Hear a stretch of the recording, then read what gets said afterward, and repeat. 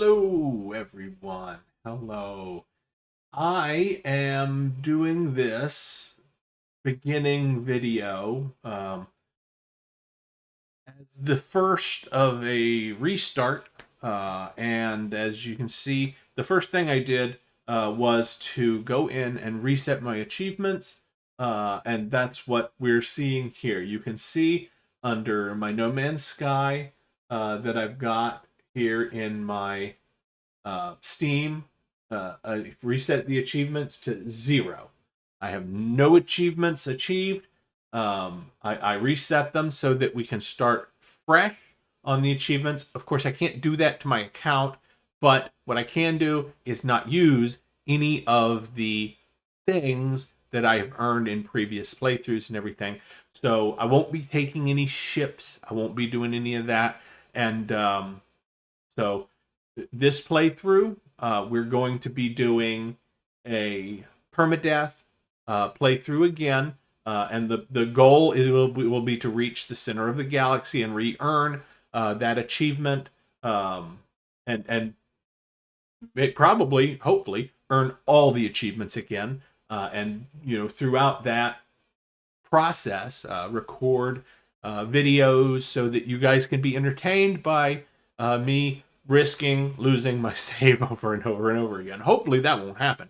I am experienced enough at the game that the last time it really only took me one attempt to get into the swing, and I died in that one from a bug, but then I knew about the bug and I was able to then avoid making that same mistake a second time. And the second playthrough, I made it all the way and got the achievement, but the videos were absolutely awful. They were so bad in quality that I decided to start over from the beginning. I did a lot of work to learn how to get my audio improved and how to get my video improved so that it wouldn't pixelate and go bad while I was recording movement and everything. And that turns out to be what the problem was.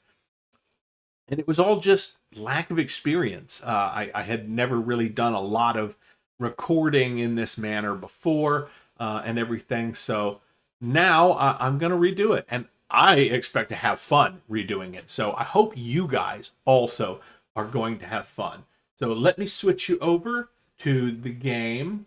We'll turn off the other one. And now let's first address this particular thing. I have the mod warning that comes up because I am running mods. And I would show you my thing so that you can see my list of mods, but I'm not sure if that shows anything I don't want people to know. So I'm not going to show you that, but what I can do is I can pull it up where I can see it, and I will tell you what mods I've got on there. And this is just for your information and everything, and because a couple of the mods are considered a little bit cheaty. The thing is, I'm going to limit myself rather than have the game force me to be limited. In some cases, like for instance, so here's my mod list. So the first thing is Beyond Base Building. It's a mod that allows you to place things on your base that normally you can't place on the base. Like, for instance, you can place some of the freighter items on your ground bases, and you can place some of your ground items on freighter bases. It also allows you to make things bigger and smaller that normally you can't make bigger and smaller, scaling. So this is really, it's just a visual thing. It allows me to make bases that I find more visually appealing, but it's not a cheat. It doesn't change anything as far as the game's difficulty or make anything cost less or cost more or be more or less difficult to build. So it's not really a cheat. It's only a visual thing. The next thing is the Sentinel Cockpit No Red Circuitry View. In the Sentinel cockpits on the Sentinel ships, which I love, they're one of my favorite ships to get. They come in so many different varieties and everything. And and finding them is so much fun, and collecting them. I love it. So, but there one huge thing I just couldn't live with is there's this red circuitry that normally appears on the screen, um, the inside glass of the cockpit, and it makes it so it flashes on and off, but it really messes up the visual. Like when it flashes on, you can't see out of the cockpit properly. So this mod, that's literally all it does, is it just disables that fading in and out red circuitry off of the glass screen of the cockpit. Um, the next one is technology icons. It's literally just a replacement with updated, better icons for the technology items. It doesn't change them, doesn't change their cost. It just, the icons they're newer, they're fresher, they're updated, and look better. The same thing, the next one after that is product icons. Exactly the same thing, only for products.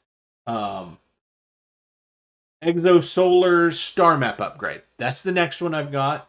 And that one makes it so that the star map moves a little faster whenever you're moving from place to place on it, because normally it's kind of slow. And it's really not a huge difference in the speed of movement on the star map, but it's enough that, when you're like trying to go a long distance, like 2 or 3,000 light years, you can cover that distance quicker. And a lot of these are actually for things like for that more than anything. It's to make things a little faster, so that as viewers and as a recorder, I'm not spending 2 hours recording myself doing something that really, it doesn't matter if it takes 2 hours, or not. Like if it takes 5 minutes versus 2 hours, it just makes for a better recording than having to sit there and wait for me to sit there and do, for instance, processing something in the refiner for 2 hours. So I do have a mod. We'll get to that. That's for that. But this one is actually it does speed up the movement on the map. But the actual reason I got it is because the colors of the stars on the star map are like the blue and the green are almost indistinguishable normally, under many conditions, because the star map color changes in the background. Like it'll have nebulas and stuff, and it makes it really hard to distinguish sometimes between the green and the blues and the reds and the yellows. And so I installed this mod specifically for that. It just makes the colors easier to distinguish from one another.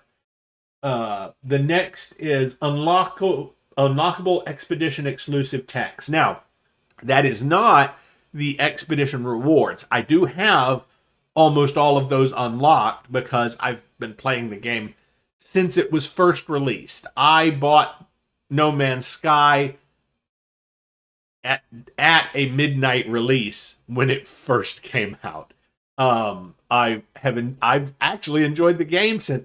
I mean, there were a lot of problems when it first came out, but I was so excited about getting this game. That was really one of the very first really cool space games with thousands and thousands of planets you could visit. Now, it turned out, as it so happens at first, that there were like 3 planets you could really visit, because while there were thousands and thousands of them, they were all basically of 3 different types, and that was it. But it was still pretty good and pretty fun to start with. It just got repetitive very quickly, and then the quests and stuff hadn't been fleshed out. So, but they have made so many improvements. It's so much better now than it was then. That I love. I have come back to it over and over and over and over again. And so I've done, and I did not come back for the expeditions, most of them when they came out, but there is a special mod that you can get that will allow you to go offline and play through all of the old expeditions, and it will activate the rewards for you when you actually earn them in in the thing. So, and it activates those for your account. So, they are activated on my account by that mod that I played. So I have them, and I did play through all of the expeditions in that way.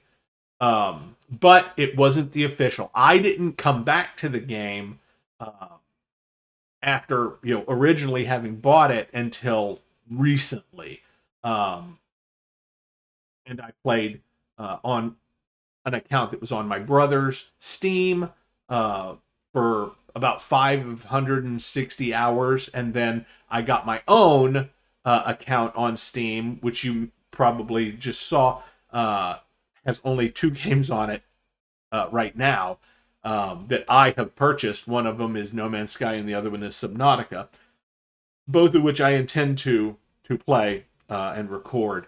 But I'm doing No Man's Sky first.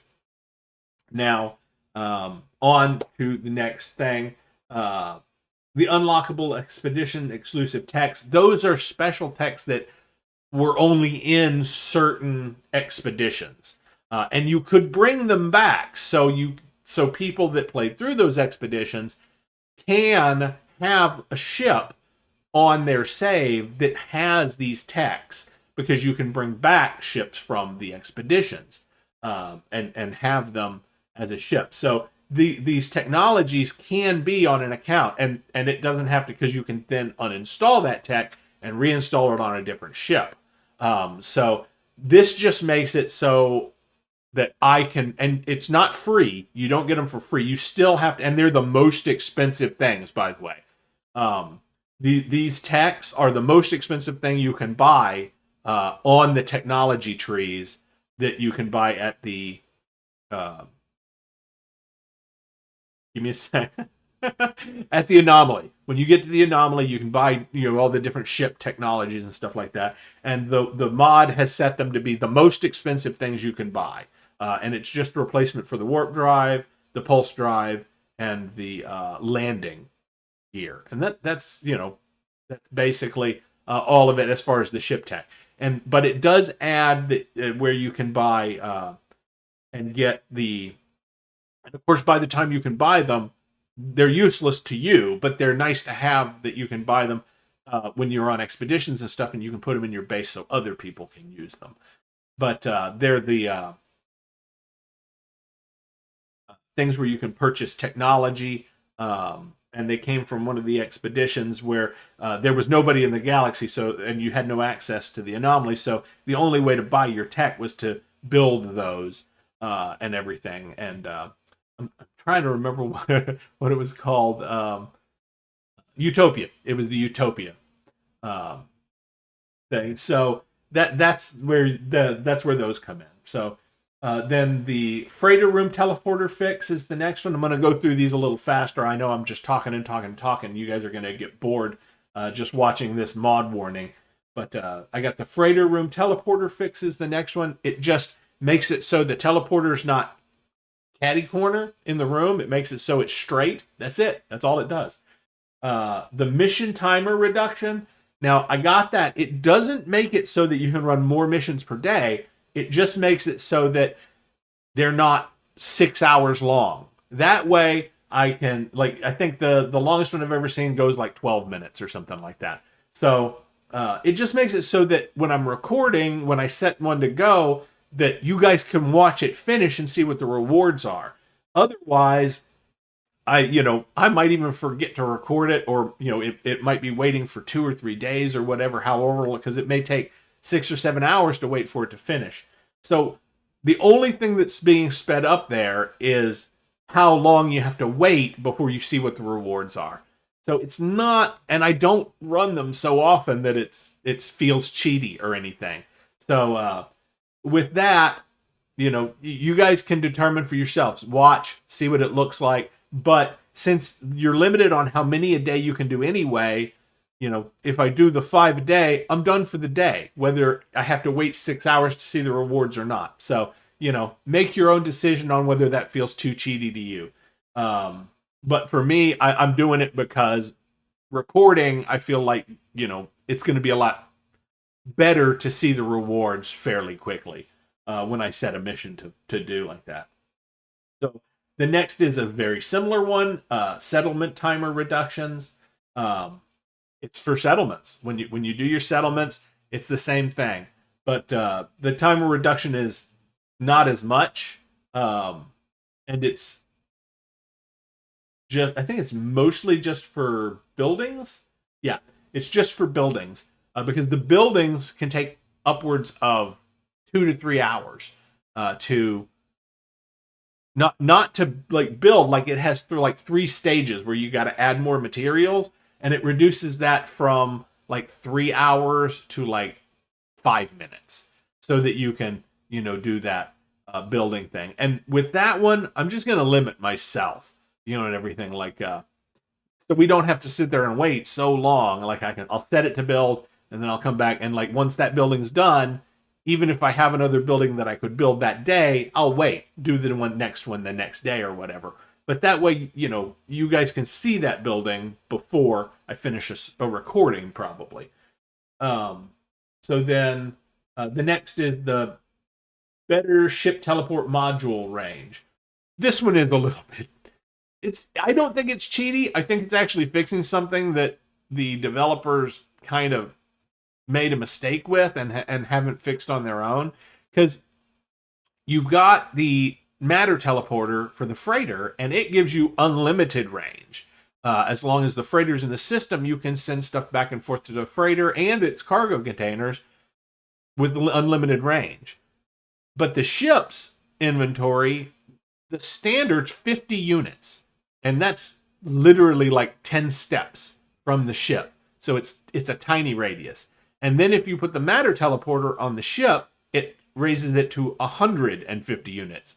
Which, yes, 3 times as long. However, still so short that it's basically useless. The only thing it helps you with is it allows you to get enough radius in most situations that you can sell things out of the ship directly to a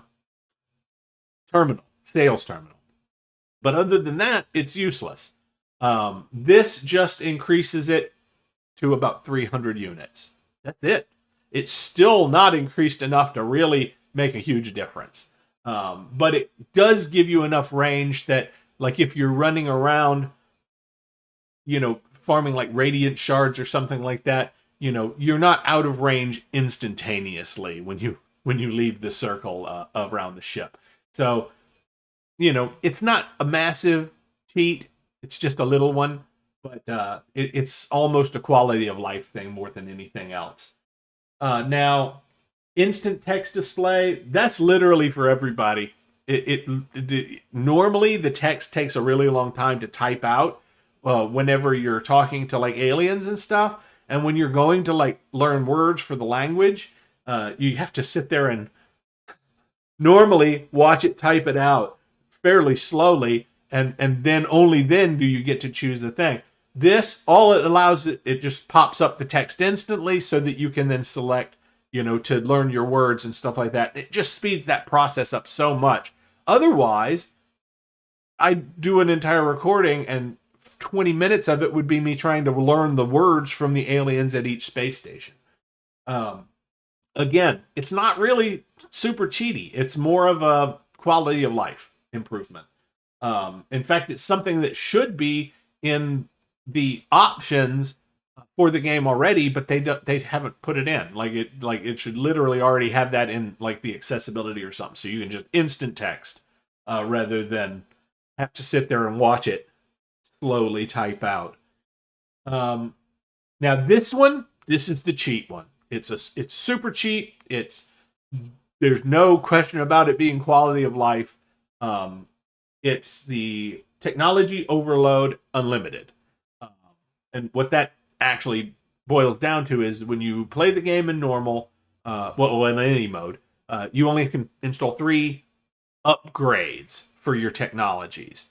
Now that doesn't include certain upgrades that are considered separate, that are, ones that you buy and they're in your, where you can build them. These are the ones where you like go and you buy them for nanites, or, and install them that way. You can sometimes find them for free, but the basics of it is that you buy the ones you buy for nanites that are upgrades for your base technologies. You're limited to 3, and if you put more than 3 in, then it overloads and none of them work. So what that does is it just unlimited. It allows you to put as many upgrades as you want without overloading and everything.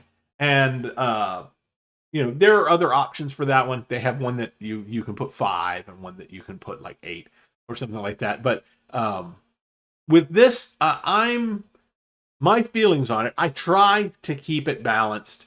But what I do is there are some technologies that I don't care if I have upgrades for. And what I do with that is I say, well, if I'm not upgrading that one, I can put an extra upgrade for this other one in that I want more. I want a little more damage for my weapon. So I'm just not going to get that extra life support upgrade. And instead, I'm going to trade out and get an extra upgrade for it. And I feel like that's fair. As long as you don't use it to an extent that it really is super cheating. It's one of those things that I feel like as long as you control how you use it, that it's still okay. I mean, again, make your own decision, but I use these because I feel like they're, quality of life improvements and stuff like that. And, if you see me going crazy overboard, make a comment and like, dude, you went way too far. You don't need 20 of that. And I never would use 20 of something. Most of the time, it's 4, 5, or 6.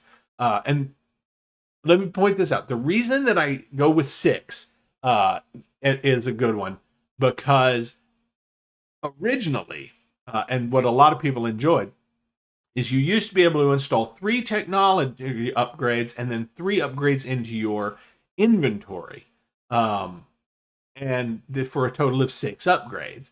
But they removed the ability to install upgrades into your inventory, and it reduced it to just the 3 and everything. So 6, a lot of people still like the ability to install as many as 6 of the upgrades. So that's what I do. But I do balance it by usually trading upgrades of one type for another type, so that I can have more of one than the other, and everything. So instead of having 3 life support and 3 neutron cannon, for instance, I'll have 2 life support and 4 neutron cannon. So that's just the explanation of that. The next one is fast refiners. That one's really easy to understand. A lot of the stuff takes a long time to refine, and this just speeds it up so that we're not sitting there watching nothing but refining for 2 hours. Visor update. It makes the visor stuff look better. It just 100% looks better. It doesn't improve any functionality of it other than making it look cool. The next one is Creatures Underground fix. One of the issues that the game has that they've just never addressed or haven't been able to fix, I mean, they could fix it, but they don't, is that a lot of, like, when you're trying to scan and you need to find creatures underground to finish your creature scan and everything, which is for one of the achievements, unless it's a massive underground area, like, it won't spawn creatures properly. So finding underground creatures was almost impossible. You'd have one that was common and you'd spend hours searching and never find it. Because it would only appear on one part of the planet somewhere, because that was the only part of the planet that would generate the cave of the right size or depth or whatever it would be. And really, so all this does is it makes it so that those mobs will spawn under a better set of conditions. So you're more likely to find the underground mobs. And it changes them relative to their, if it's rare, it's still rare. It's just not so rare that you never see it. So again, that one is really not a cheat. It's more of a fix. Then I have substance icons. It's the same thing as all the other icon ones. It just changes the icon's appearances. Fast actions. That one, again, is normally you have to, like, when you do an action, like looting nanites or opening a box on the ground and looting it, it takes normally a couple of seconds to, and you got to watch it fill in, and that's just a quality of life thing. It actually causes as many problems as it solves, because half the time you'll be going to do one thing, and it'll activate something else, and it activates it fast enough that you end up sitting down in a chair you didn't want to sit in, or talking to somebody 3 times that you've already talked to. So, but it's still such a big quality of life improvement and makes things so much smoother that even those little fumbles are not a problem comparatively. And it doesn't make anything better or easier, really, just makes things faster. So, again, not a cheat, just quality of life. The small cursor, the cursor is normally huge, takes up a big part of the screen. So I just got something that makes it smaller. The new summon freighter icon, the normal icon is just like a little circle with a teleport thing, and so it doesn't look anything like the freighter itself. And this just changes it to an actual image of a little freighter on your bar. That's it. That's all it does. Okay, this one, new boundaries. It makes it so that when you're building a base, you can go further, because I was building really tall bases, and it limits your upper range just as much as it limits your outer range. And so I kept having to climb up onto the base, but then while you're building, sometimes it'll glitch and you'll fall through like the floors or something, but only when you're building. Like, it doesn't do that when you're just running around in the base usually. But yeah, while I was building, it would glitch, pull me out of the build mode, and I'd fall, and I'd be like, "What's going on?" But so I got this, and it fixed that most of the time. Sometimes it still like pulls out of the build mode, but it improves the fact that like you don't have to climb up on your building. You can be standing on the ground, so you don't fall and everything. But it doesn't do anything else. It just makes it so you can go further from your character without and still be able to build. The next one is no buried technologies. Salvaged data is in the damaged machines. Now, this is actually combined with 2 others that I have: no buried technologies near damaged machinery, and no buried tech in the wild. So normally this would be a cheat because it would add more salvaged data you can get, but I've removed all the wild salvage data. So now it's only in the damaged machineries. So, and it was and before it was just buried next to. Every damaged machinery always had a salvage data thing buried next to it, and you just had to dig for them. But now, instead of having to dig for them, you take them out of the damaged machineries. You still get the reward for the damaged machineries plus some salvage data. So all this did was make it so all of those little salvage datas and everything aren't buried all over the world. In fact, it makes it so that you can get less of them, because now they're only in one type of place, whereas before they were both wild and with the machinery. So now they're just with the machinery. So it makes it easier to find, and you don't have to dig for them, but you actually have access to fewer of them total. So it can actually take a little longer to collect them than it did before. So I think it balances out, personally, as far as that goes. Also, really the reason I got it is because I don't like digging up and making giant holes in whatever planet I'm searching on. I don't know why. It's just one of those things. It's like, because I kept having to dig the hole, and then I felt like I needed to fill it back in, and it was taking an awful lot of extra time. And I was like, I think this is a fair trade-off.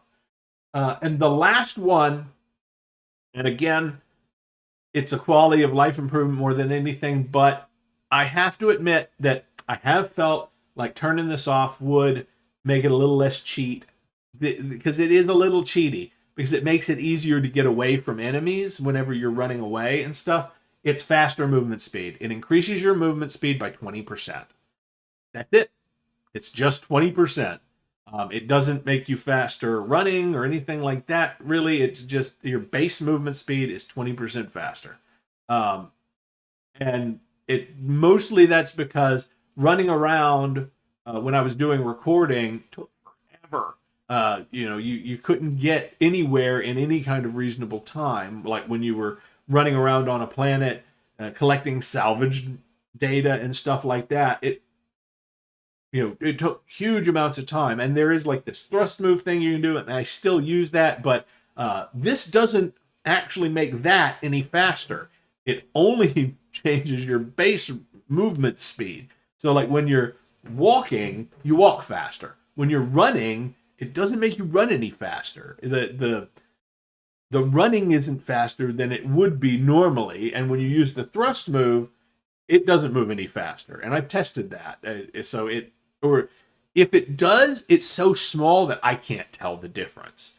So I feel like it's okay and everything, just because there are places where, it does affect it some, like especially like when you're running away trying to fight off enemies and stuff. But I'm gonna be honest with you, the enemies are not really that dangerous most of the time, and you can still, without changing the speed at all, you can still get away from them almost all the time.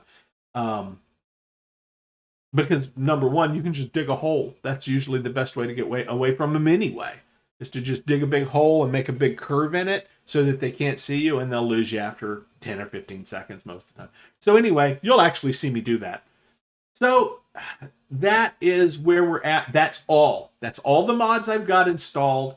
And that's all of the sort of cheating that is going to occur. And this is going to be a first video. Just me talking about the mods and the mods I have installed and explaining them. And this last little bit is the last thing I'm going to explain. My intention is to, as insane as this is, do what I did before. And it's an Outlaw playthrough. In addition to being permadeath, there are certain rules, and these are rules that you just set for yourself. They're not in the game. The game doesn't force you to do them or anything like that. There's no setting that you can set up that will be like, oh, you are playing an Outlaw playthrough. I think there should be. I think there literally should just be different modes that you can do like that, and be like, oh, and they are doing that. Like there's an abandoned one that I kind of want to try. But what I'm doing is kind of almost a personalized version of that. Only there are still aliens that you can interact with, because once you take the aliens out, there's a lot of stuff you can't do at all. And everything. But that does add another level to the game, and makes it more difficult. It makes it a lot more difficult, I would imagine, when you play the abandoned mode, which I really want to do at some point, but I don't think I want to do it as a permadeath playthrough. So with this one, the Outlaw rules, and this is just going to be a very brief outline, and I've changed them a little bit since the last time, because I learned that some of them were badly set up previously.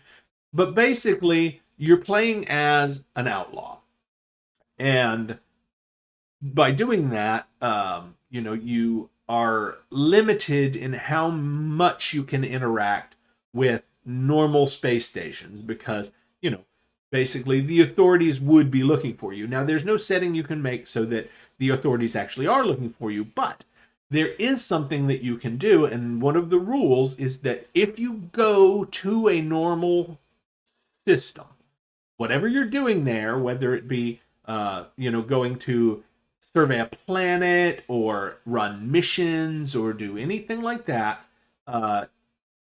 you have to take a forged passport with you in your personal inventory. Now, the reason that if you have it in your ship's inventory or on your freighter, you still have it, but it doesn't see it when you get scanned by the system. But if you have it on your character, when the system scans you, if you don't deflect that cargo scan, the system will alert that you have contraband. And thus, it acts as if you're an outlaw and a wanted person. So that's one of the rules. When you go to normal systems, you have to take a passport with you. Now, that rule doesn't really go into effect right away because the game always starts you in a normal system. And you have certain quests that you have to do that send you to a normal system, and you may or may not even have access to any of the forged passports before you get there.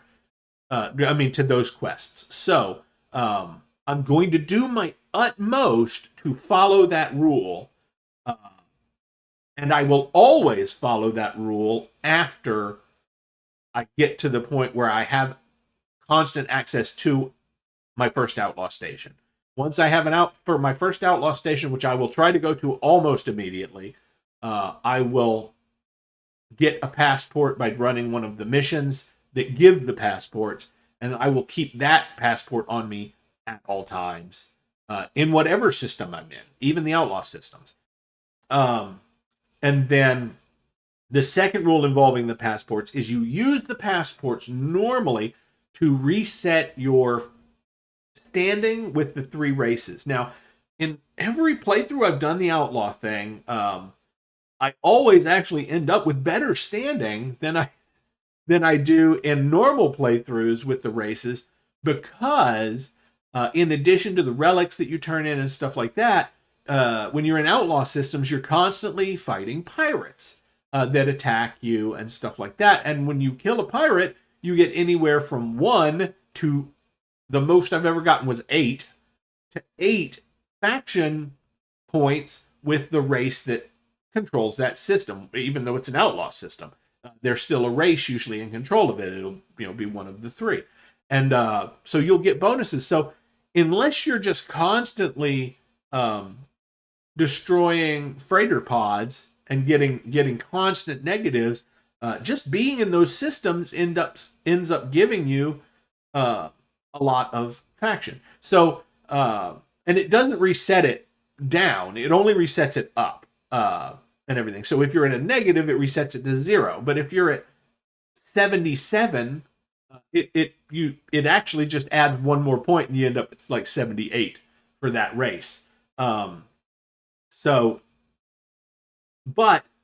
no matter, even if you have good standing with the races, in my playthrough, to visit and use a non-outlaw station and its services, you have to use a passport when you go to the station. The next rule involving stations is that you cannot buy upgrades. You cannot buy upgrades for nanites at the stations. Now, you can donate and get upgrades and stuff from the guilds at regular stations, but only if you're already there, having used a passport, a false passport. But that's with the guilds, and that the reason for that is because you can also interact with the guilds on planets at archives, and then the guilds don't care. The guilds don't care if you're an outlaw or not. Is my theory on that, and that's why you can interact with them still, even at those certain locations. Everything. So you are allowed to interact with those people, and you can get stuff from them by donating and get their free stuff from them at the regular stations. And you can visit regular systems and do stuff on their planets as long as you have your 1 forged passport in your inventory when you do interact in those systems. But like I said, to go to the station, you have to have, and I admit there are sometimes accidents. I'll sometimes teleport to the wrong station. Those don't count. If you accidentally teleport to the wrong station and immediately don't do anything there, but then just teleport back, go to the right station, that's fine. Accidents happen. It's just like, whoops, that was not the right place. And we'd just say that they didn't have time to realize you were there as long as you didn't do anything and everything. Now, the reason for the no buying upgrades is because those are law-abiding citizens. If they recognized an outlaw, they would turn you in. So interacting with them is a no-no. You're not allowed to interact with them. You're not allowed to take any missions from the mission people. Again, those mission people would be law-abiding citizens that would turn an outlaw in if they saw them and knew that they were an outlaw. So you're not allowed to buy upgrades from normal stations. That really does that. There's a big hindrance there. You're only allowed to visit them and interact with certain people and the machines. That's the big thing, because you need to be able to interact with the exosuit upgrade, and you need to be able to interact with the multi-tool upgrade, and then the ship building interface. You want to be able to interact with the actual building interface. There is at the Outlaw stations, they have it so you can break the ships down and make them into the parts to build other ships, which you generally do with salvaged ships. You'll salvage the ships, you'll break them down into parts that you can then build into another ship. But getting the reactors is almost impossible unless you can buy them. So there is one, and they're only available to purchase. And the only places I've found the reactors, you can get them from Nexus missions, which it's stupid rare to be able to actually get one that's better than B class. And even those are pretty rare. I had to go like every 20 minutes for almost 3 days to get a B class one to appear.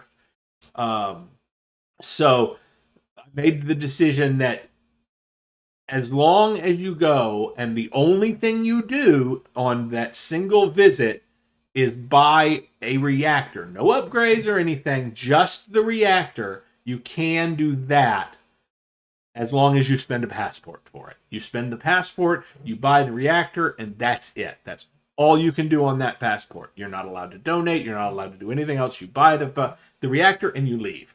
That's it.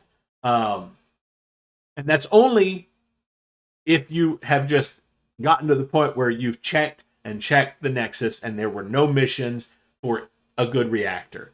And that the reason for that is because you want an S-class ship if you're going to put it back together, because once you put it back together, you can't get those parts back. So, if you have the nanites, you want the S-class reactor. There's just no alternative to it. Otherwise, you're wasting your stuff. So, I made the rules. I made it so it costs you a lot extra. You can't, it'll be the maximum price because, of the standing issues and everything. It probably won't be the maximum price because the standing you'll still have good standing most of the time. But anyway, the point I'm making is that, I did my best in coming up with that particular, trade-off that, I feel like it's still fair, as far as being it's almost like you have to go to a black market dealer. There's not one available that you can actually use. They actually is a black market dealer at the normal stations. Kind of, he's like a scrap dealer that hides under the stairs, and he has like black market stuff that you can buy, but he never has reactors. So what they should do is they should make it so you can buy a reactor from that guy, and I would feel better about it. But in this case, we'll just, we're just making up the fact that, you have to use an extra passport to go do it, and that's the only thing you can do. You went there, you met with a black market contact, you bought the reactor, and then you left, and everything. You didn't do anything else. So, making it that way because basically you can buy the forged passports if you can find them, but they're 1 million units a piece. So it's not like it's cheap to just have a bunch of extra passports. You have to really invest in those passports, and to have them, to be able to just waste them. So that's my feeling on that. That's one of the rules as well. And then, so the final big rule, and this is one that really hurts, at first at least, is you cannot buy ships from NPCs at all. You can't buy ships from any NPC on a planet, whether it be in a Outlaw system or not. So all your ships have to be salvaged. Now, this is made easier by the fact that Sentinel ships are super salvageable and everything, but at least you still have to go and farm the materials and do a quest to salvage the Sentinel ships and everything. But the kind of the purpose is to of the whole thing is to actually make it so that part of the game that you really miss out on a lot now can be used. So I'm going to do my best in this playthrough, and I didn't do it last time. I'm going to do my best to make it so that I don't use the Sentinel ships all the time. And it's going to make it super harder. It's going to make it a lot harder to deal with. Okay, and then the final thing is the exocrafts. And now this is going to be a similar thing to the reactor, because I discovered as I was doing this previously that the exocraft upgrades, they have no outlaw substitute. The like your starship, you can get these X-class modules that actually can be better or very, very much worse than the S-class modules that you can buy at normal stations. And you can get them, and they are great. You just got to get a schnot load of them to find good ones, and that's totally doable. It's just really expensive and time consuming, but it can be done.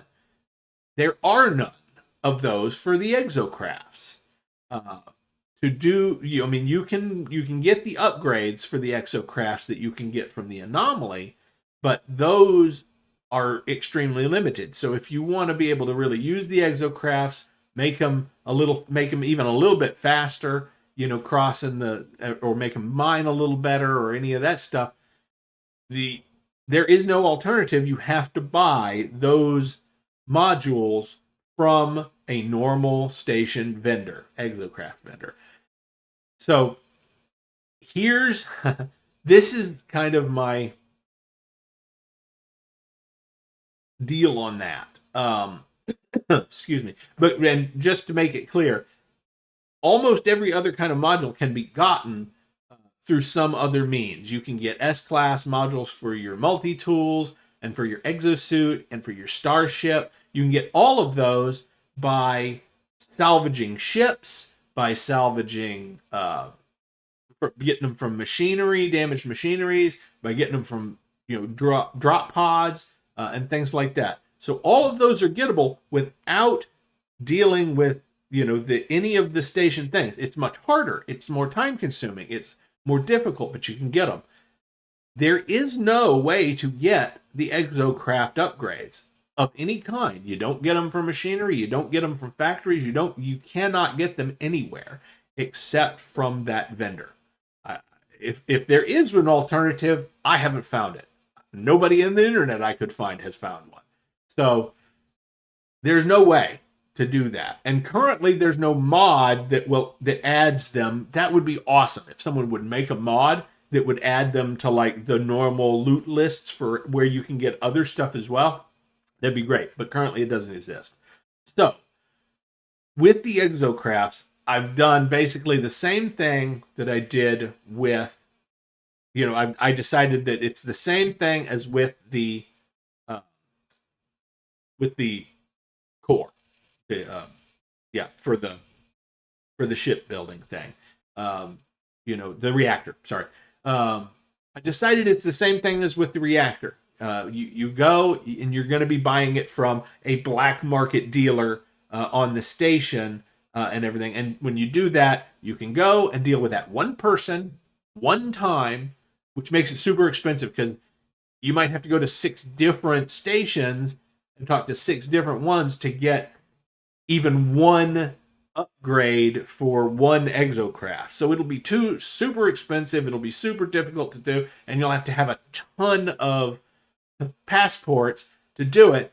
but at least it makes it so you can get those upgrades, even if it ends up costing you a bunch and everything. But I think that I think that balances. I think that balances on the whole seesaw of difficulty thing. I mean, it's like, okay, somebody had to do, so you're paying more. It's really just like you really were dealing with like the underworld, where you have to, buy it from the black market. But whatever he paid, be it 2,000 nanites or whatever, is going to cost you a lot more.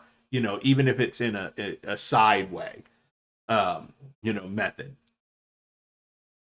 So that's currently my rules. I'm going to try not to expand them much, but I hope you guys enjoy watching me stumble around and maybe even screw up and die and have to start over. Hopefully that won't happen. But permadeath mode is absolutely terrifying in how much the difficulty is increased in pretty much every way. And one of the massive ways, and you're going to hear me complain about this over and over and over again, is the limited amount of space that you actually have. Because not only are you limited in how quickly you can get like upgrades and stuff, because you can't buy charts from the normal station to find like drop pods and stuff, you actually also can't have the as large a stack size of stuff. So you're limited to like, I think it's 500. So like you'll have a stack of 500 carbon instead of 10,000 carbon, which is the normal stack size limit, a 9,999. Call it 10,000, basically. So whenever you're playing in permadeath mode, it's restricted down to 500. In fact, I'm not going to do it because I'd be absolutely crazy, driven absolutely insane, and so would you guys hearing me talk about it. There's an even more restrictive stack size limit that you can choose to play under. However, my opinion on this is, and I'm not using a mod because I think it is a little too cheaty, for this game mode. If you're playing in permadeath, it does add a certain amount of difficulty in terms of how much you have to go out and be attacked by predators and be attacked by while you're collecting. So there is that aspect to how it's increasing your difficulty by reducing your stack size limit. So there is that. But normally, if you're not playing on permadeath and doing it specifically, to make the difficulty increased in that manner and everything, having to do hours and hours worth of constant upkeep of your inventory doesn't really feel like it's increasing the difficulty so much as it's increasing your frustration and irritation with that particular thing. So honestly, I mean, if you're gonna play like this, feel free to get one of the mods, that gives you the bigger stack size limits and stuff, because honestly, it's not going to affect your actual, because you still end up out there gathering the resources for just as long, because you still have to gather them. It doesn't make it so that you get more at any one time. It just makes it so you can do it all at one time. So you can have, 10,000 instead of 500. And if you have 500, so you got to gather 500, use your 500, gather 500, then use your 500. So, yeah. So that's my opinion. I'm not going to do it for this playthrough because I just feel like I already have enough cheats, as it is for the whole thing, and I might end up downloading it after 2 or 3 videos if I get really, really, really upset about how irritating it is, but hopefully that won't happen. So we're going to call it. I'm actually really happy with the length of this particular first video. I hope I've explained about the mods, and I'm going to put in the description that this really is just an introduction video. So some people will watch it, some people won't watch it, and everything, but, I hope you enjoyed it. I hope you enjoy the rest of the series. And I will see you in our first real episode. Thanks.